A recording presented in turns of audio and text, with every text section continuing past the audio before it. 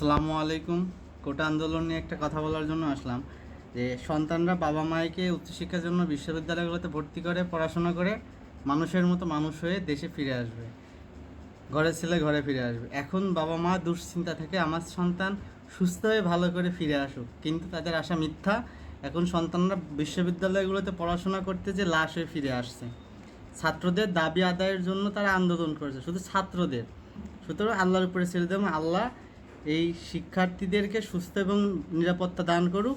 কারণ তাদের সাথে না আছে তাদের পরিবার, না আছে তাদের সাধারণ সাধারণ জনগণ। এবং তাদের দাবি, তাদের আন্দোলনটা এগিয়ে যাক, ছাত্র আন্দোলনটা তাদের ন্যায্য দাবি আদায় না করা পর্যন্ত আন্দোলন চালিয়ে যাক, ইনশাআল্লাহ। তুমি ধরো না ওই জায়গায় ভাই, কেন করো? ভাই ভাই ভাই শার্টটা খোলেন।